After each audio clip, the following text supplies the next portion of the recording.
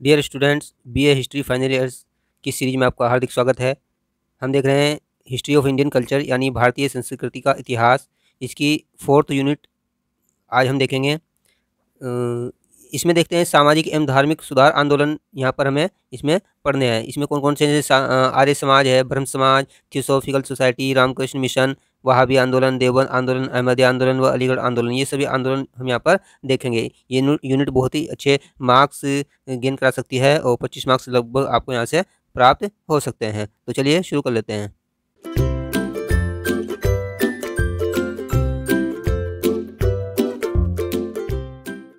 इस यूनिट के अंतर्गत आने वाले पॉइंट्स के बारे में हम यहाँ पर देख लेते हैं। सिलेबस देखिए यहाँ पर social and religious reformation movement यानी जो धार्मिक सुधार आंदोलन थे वो हम यहाँ पर पढ़ेंगे।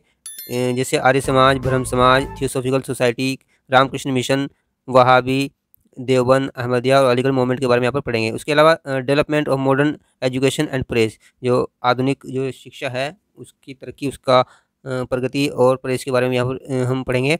इसके अलावा colonial architecture, new town, colonial fort architecture in 20th century, औपनिवेशिक जो है यहाँ पर स्थापत्य कला के बारे में भी हम यहाँ पर पढ़ेंगे। बहुविकल्पीय प्रश्न उत्तर देख लेते हैं। सबसे पहले स्वामी दयानंद सरस्वती और आर्य समाज से संबंधित जो प्रश्न उत्तर हैं बहुविकल्पीय हम यहाँ पर देखेंगे। प्रश्न 1, आर्य समाज के संस्थापक यानी फाउंडर कौन थे? देखिए यहाँ पर ऑप्शन दिए गए हैं, विवेकानंद, राजा राम मोहन राय, रामकृष्ण और दयानंद सरस्वती। तो हम जानते हैं कि आर्य समाज की जो स्थापना की थी वो स्वामी दयानंद सरस्वती ने की थी, इसलिए यहाँ पर सही उत्तर होगा ऑप्शन डी, दयानंद सरस्वती। प्रश्न 2, आर्य समाज की स्थापना कब हुई? ऑप्शन दिए गए हैं 1828 ईस्वी, 1832 ईस्वी, 1857 ईस्वी, 1875 ईस्वी। तो हम जानते हैं कि आर्य समाज की स्थापना सन 1875 ईस्वी में की गई थी, इसलिए यहाँ पर सही उत्तर होगा ऑप्शन डी, 1885 ईस्वी। प्रश्न 3, आर्य समाज की स्थापना किस स्थान पर हुई थी? ऑप्शन दिए गए हैं कलकत्ता, दिल्ली, बम्बई या मद्रास। तो इसकी स्थापना हुई थी बम्बई में, जिसको मुंबई कहा जाता है, तो इसलिए सही उत्तर होगा ऑप्शन होगा सही उत्तर होगा ऑप्शन सी, मुंबई। प्रश्न 4, स्वामी दयानंद ने किस पुस्तक की रचना की थी? यहाँ पर ऑप्शन दिए गए हैं गीतांजलि, सत्यार्थ प्रकाश, मिरर, संवाद कौमुदी। तो इन्होंने जो सत्यार्थ प्रकाश की यहाँ पर रचना की थी, इसलिए यहाँ पर सही उत्तर होगा ऑप्शन बी, सत्यार्थ प्रकाश। प्रश्न 5, स्वामी दयानंद का जन्म कब हुआ था? तो ऑप्शन दिए गए हैं सन 1722 ईस्वी, 1789, 1824 या 1882 ईस्वी। तो इनका जन्म जो होता है वो 1824 ईस्वी में होता है, इसलिए यहाँ पर सही उत्तर होगा ऑप्शन सी, 1824 ईस्वी। प्रश्न 6, गुरुकुल कांगड़ी की स्थापना किसने की? ऑप्शन दिए गए हैं विवेकानंद, रामकृष्ण परमहंस, दयानंद सरस्वती या राजा राम मोहन राय। तो गुरुकुल कांगड़ी की स्थापना जो है स्वामी दयानंद सरस्वती ने की थी, इसलिए यहाँ पर सही उत्तर होगा ऑप्शन सी। प्रश्न 7, वेदों की ओर का नारा किसका था, किसने दिया था? ऑप्शन दिए गए हैं ब्रह्म समाज, आर्य समाज, प्रार्थना समाज या वेद समाज। तो ये आर्य समाज का नारा था, इसलिए यहाँ पर सही उत्तर होगा ऑप्शन बी, आर्य समाज। प्रश्न 8, भारत भारतीयों के लिए नारा किसने दिया? ऑप्शन दिए गए हैं ब्रह्म समाज, प्रार्थना समाज, आर्य समाज या वेद समाज। तो ये भी आर्य समाज का ही नारा है, इसलिए यहाँ पर सही उत्तर होगा ऑप्शन सी, आर्य समाज। प्रश्न 9, निम्न वर्ग के लोगों को हिंदू धर्म में वापस लाने के लिए आर्य समाज ने कौन सा आंदोलन चलाया था? तो यहाँ पर देखिए कुछ आंदोलन है, आर्य समाज आंदोलन, शुद्धि आंदोलन, प्रार्थना आंदोलन या उपयुक्त में से कोई भी नहीं। तो इन्होंने शुद्धि आंदोलन के नाम से आंदोलन चलाया था, इसलिए यहाँ पर सही उत्तर होगा ऑप्शन बी, शुद्धि आंदोलन। प्रश्न 10, वेदों की ओर वापस चलो का आदर्श वाक्य किसने दिया था? ऑप्शन दिए गए मूलशंकर, दयानंद सरस्वती, बाल गंगाधर तिलक, विष्णु शास्त्री बापट या नरेंद्र नाथ दत्ता। तो ये स्वामी दयानंद सरस्वती ने दिया था, उन्हीं का मूलशंकर उन्हीं का नाम है, तो इसलिए यहाँ पर सही उत्तर होगा ऑप्शन ए, मूलशंकर। प्रश्न 11, निम्नलिखित में से किसे आर्य समाज की महानतम देन माना जाता है? देखिए यहाँ पर ऑप्शन दिए गए, जाति प्रथा की कठोरता के विरुद्ध धर्मयुद्ध, गैर हिंदुओं को हिंदू बनाना, भारत के अतीत पर गर्व करना या गौ रक्षा को अनिवार्य बनाना। तो भारत के अतीत पर गर्व करना यहाँ पर सही प्रतीत होता है, इसलिए यहाँ पर सही उत्तर होगा ऑप्शन सी। डियर स्टूडेंट, आपको ये सीरीज कैसी लग रही है तो जरूर कमेंट करके बताइएगा। अगर आपको अच्छी लग रही है तो लाइक भी करते रहिए ताकि हौसला बढ़ता रहे और आपके लिए इस तरह की सीरीज और भी हम लाते रहें, और इसको आप अपने दोस्तों के साथ भी शेयर कर सकते हैं। प्रश्न 12, निम्नलिखित में कौन सा समाज सुधार आर्य समाजों के सुधार कार्यक्रम का अंग नहीं था?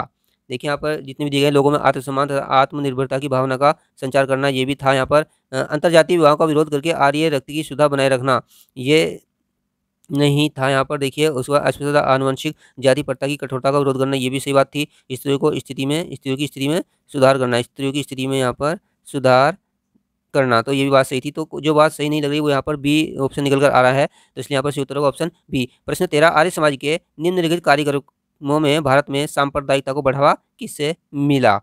तो यहाँ पर देख लेते हैं, स्त्री शिक्षा का प्रसार, अस्पृश्यता का उन्मूलन, शुद्धि आंदोलन या पश्चिमी शिक्षा का प्रचार तथा किसानों का शिक्षण। तो यहाँ पर जो सांप्रदायिकता को बढ़ावा मिला वो शुद्धि आंदोलन से मिला, इसलिए यहाँ पर उत्तर होगा ऑप्शन सी। अब प्रश्न राजा राम मोहन राय और ब्रह्म समाज से संबंधित ले लेते हैं। प्रश्न नंबर 14, भारतीय सामाजिक एवं धर्म सुधार आंदोलन का पिता किसको समझा जाता है? तो ये राजा राम मोहन राय को यहाँ पर माना जाता है, इसलिए यहाँ पर से उत्तर होगा ऑप्शन ए, राजा राम मोहन राय। प्रश्न 15, ब्रह्म समाज की स्थापना कब हुई? तो ब्रह्म समाज की स्थापना हम जानते हैं कि 1828 में यहाँ पर हुई थी, इसलिए यहाँ पर से उत्तर होगा ऑप्शन सी, 1828 ईस्वी। प्रश्न 16, ब्रह्म समाज का संस्थापक कौन था? तो राजा राम मोहन राय ने इसकी स्थापना की थी, इसलिए यहाँ पर से उत्तर होगा ऑप्शन बी, राजा राम मोहन राय। प्रश्न 17, राजा राम मोहन राय किस पत्र का संपादन करते थे? तो ये संवाद कौमुदी का संपादन करते थे, इसलिए यहाँ पर से उत्तर होगा ऑप्शन बी, संवाद कौमुदी। प्रश्न 18, राजा राम मोहन राय का जन्म कब हुआ था? तो इनका जन्म 1772 ईस्वी में हुआ था, इसलिए यहाँ पर सही उत्तर होगा ऑप्शन सी, 1772 ईस्वी।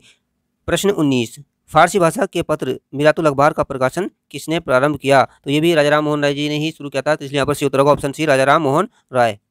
प्रश्न 20, बंगाल में सांस्कृतिक चेतना उत्पन्न करने वाला प्रथम नेता कौन था?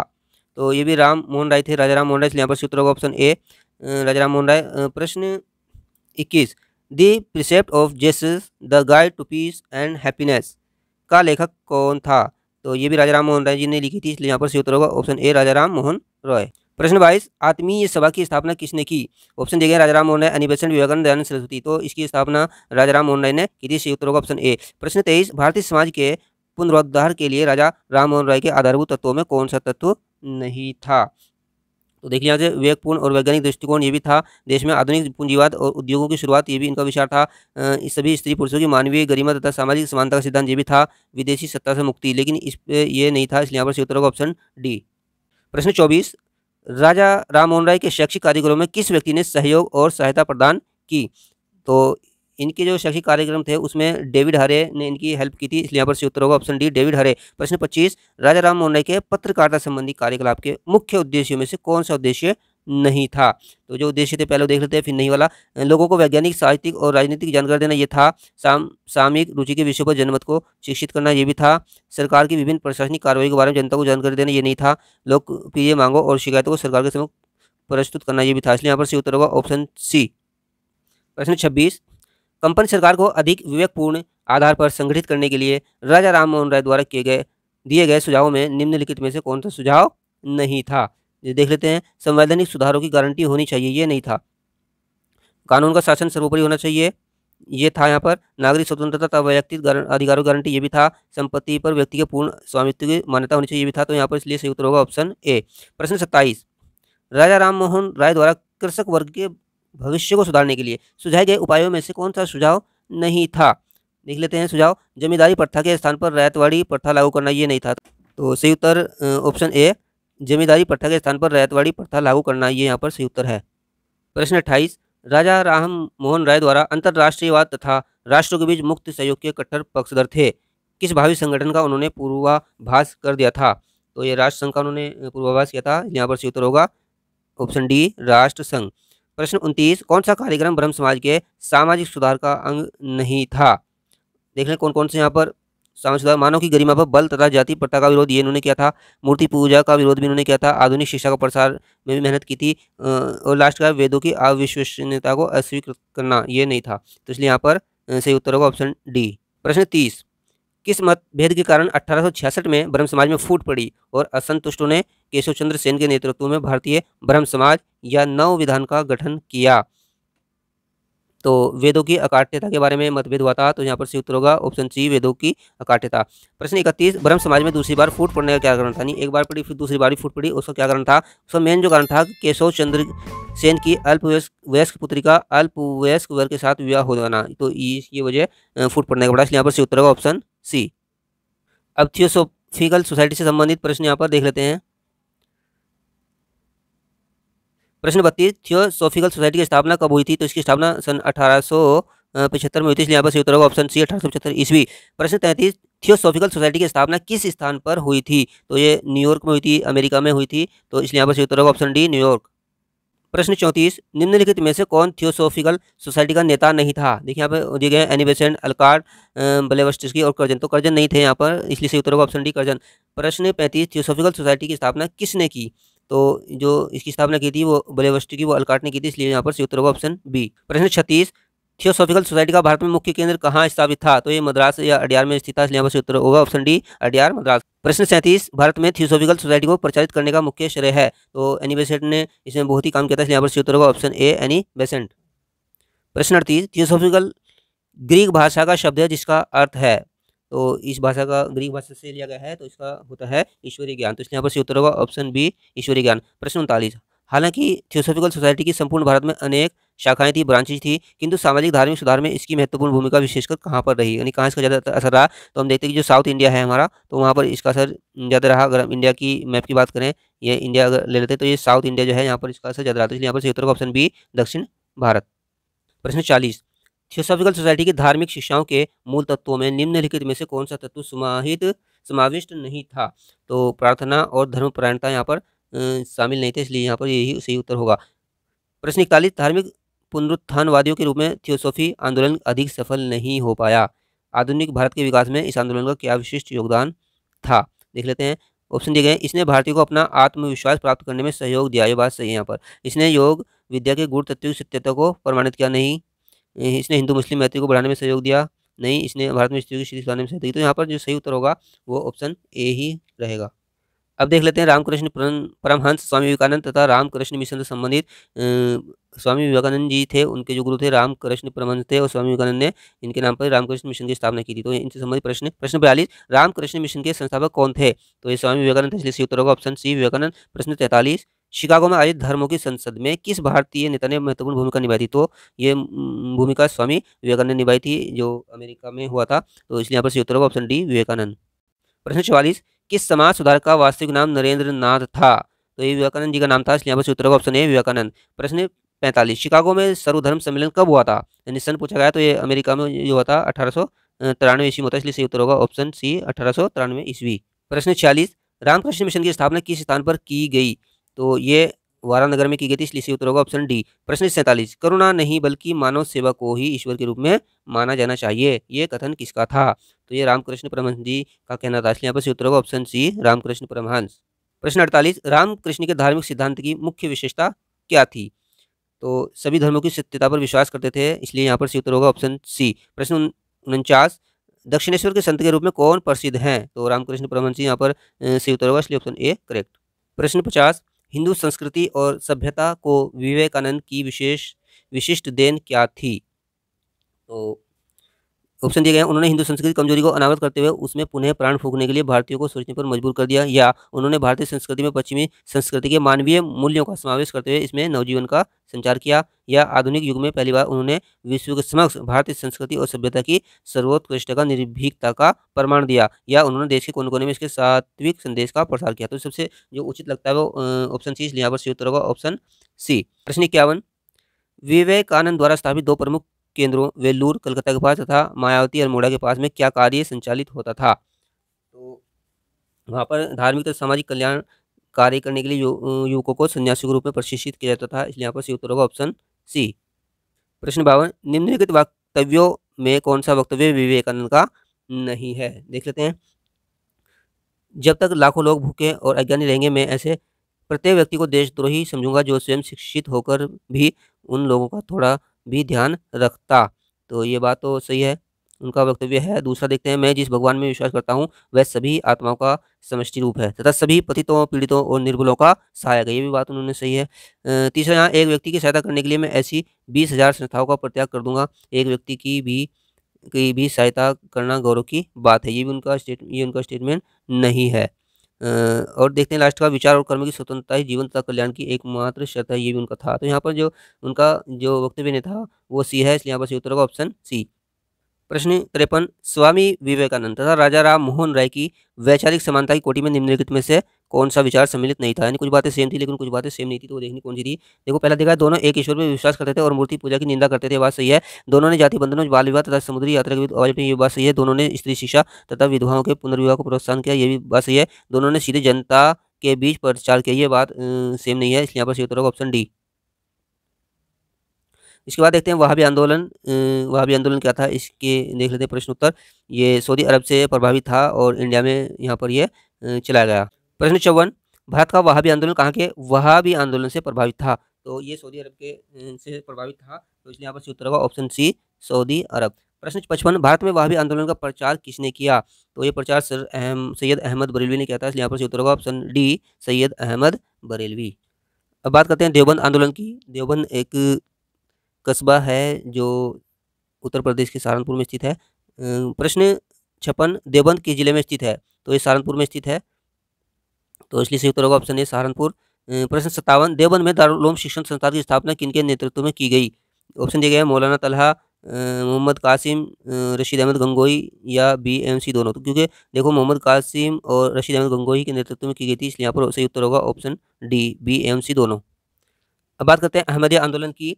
अहमदिया आंदोलन आप जानते हैं कि जो पंजाब में जो कादियान है वहाँ से इसका रिश्ता है, और ये एक तरह से फ़िरका है, लेकिन कोई भी इस्लामिक जितने भी ग्रुप हैं, इस्लामिक फ़िरके हैं, चाहे वो शिया हो, सुन्नी हो, देवबंदी हो, बरेलवी हो, कोई भी इनको मुस्लिम नहीं मानता, क्योंकि इनकी जो विचारधारा है थोड़ी अलग है। ये मोहम्मद सल्लल्लाहु अलैहि वसल्लम को आखिरी पैगंबर या प्रोफिट नहीं मानते, इसलिए इनको इस्लाम से अलग मानते हैं, इस्लाम में नहीं मानते। इनसे संबंधित प्रश्न देख लेते हैं। प्रश्न 58, अहमदिया आंदोलन के प्रवर्तक कौन थे? तो ये मिर्ज़ा गुलाम अहमद थे, तो इसलिए यहाँ पर सही उत्तर होगा ऑप्शन बी, मिर्ज़ा गुलाम अहमद।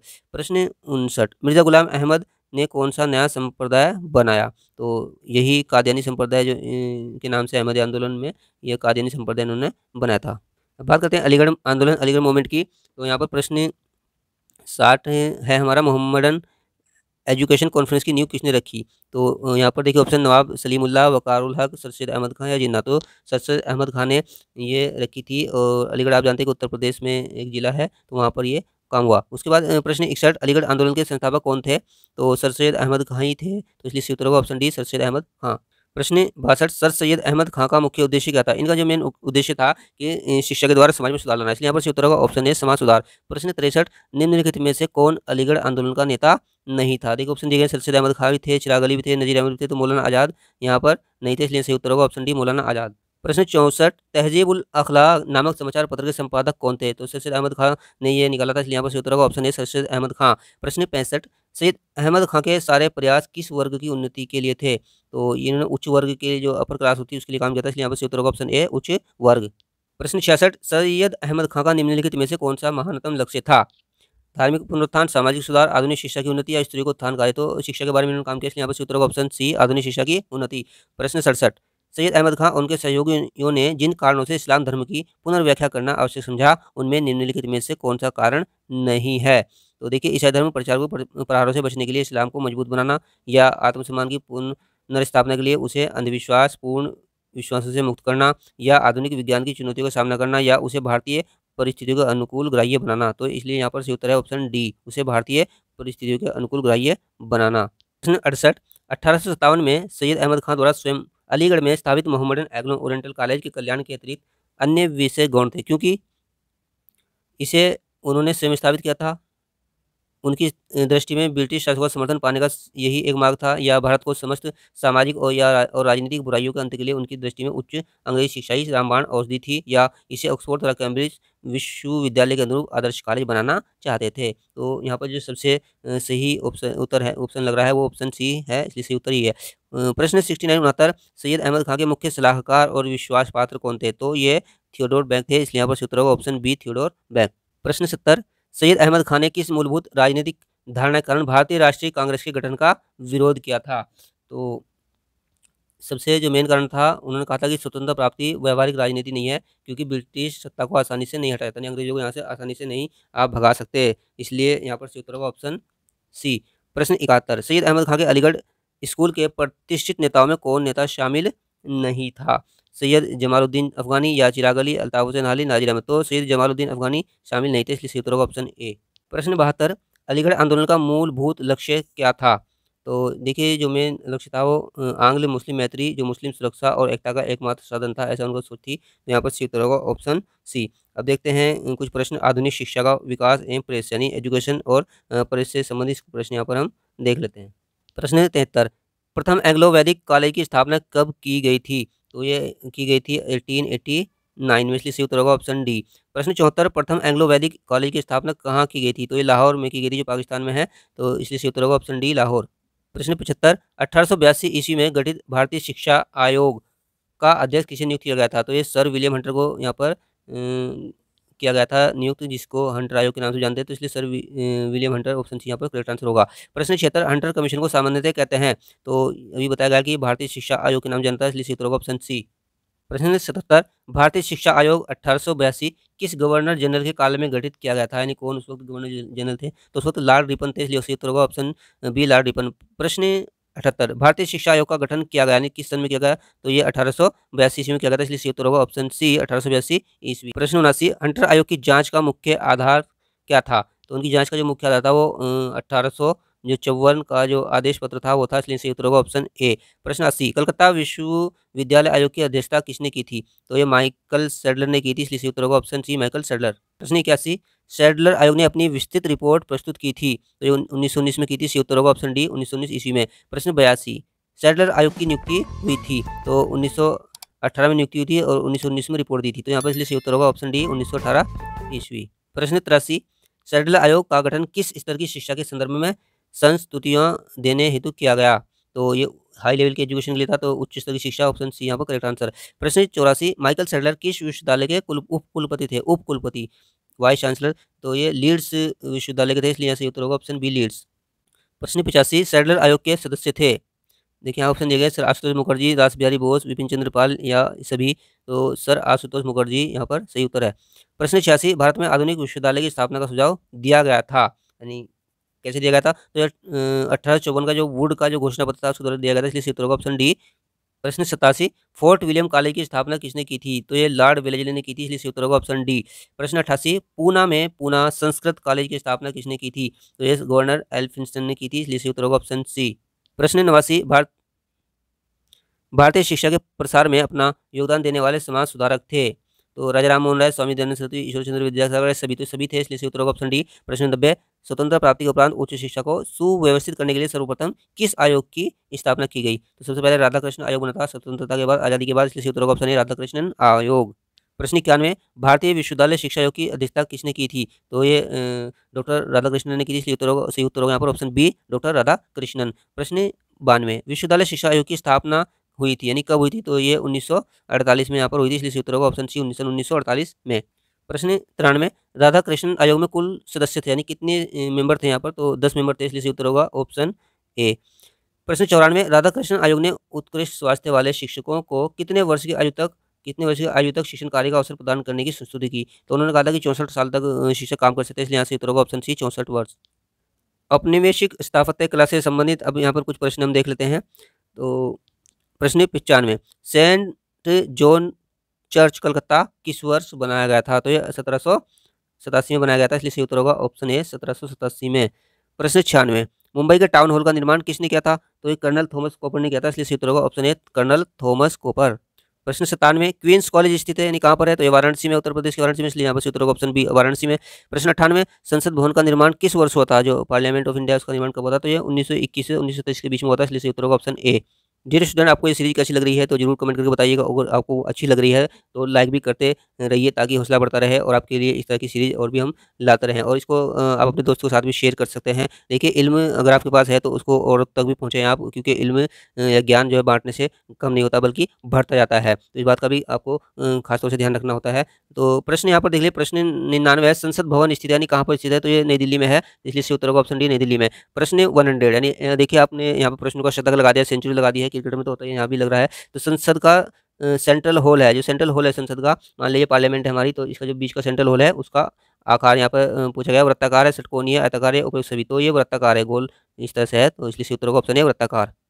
तो आप शतक लगा चुके हैं और आगे भी आप बढ़ना चाहते हैं, हम चाहते हैं कि आप लाइफ में भी आगे बढ़ते हैं, आप कभी भी आउट ना हो और सक्सेस आपको मिलती रहे। तो प्रश्न 101 विक्टोरिया मेमोरियल कहाँ पर है? तो ये कोलकाता में, इसलिए उत्तर होगा ऑप्शन है कोलकाता। प्रश्न 102 विक्टोरिया मेमोरियल किसे समर्पित है, यानी किसको समर्पित किया गया? तो ये रानी विक्टोरिया को किया गया, इसलिए उत्तर होगा ऑप्शन है रानी विक्टोरिया। डियर स्टूडेंट अंतिम प्रश्न इस यूनिट का और इस पेपर का भी, तो प्रश्न 103 जो आपका है जिसको आपको उत्तर करना होता है कमेंट करके। तो देखिए कि बम्बई नगर के लिए सुधार न्यास की स्थापना कब की गई थी? तो यहाँ पर दिए गए हैं, ऑप्शन दिए गए हैं 1897 ईस्वी या 1896 ईस्वी या 1817 ईस्वी या 1898 ईस्वी। तो आपको इसका उत्तर बताना है। और ये पेपर जो है हमारा हिस्ट्री ऑफ इंडियन कल्चर यानी भारतीय संस्कृति का इतिहास। आप जानते हैं कि इसमें 4 यूनिट थी, 1, 2, 3 और 4। आज ये 4th यूनिट हमारे यहाँ पर कंप्लीट हुई है। इससे पहले 3 यूनिट हम बना चुके हैं, जो आप इसको देख सकते हैं। Thank you.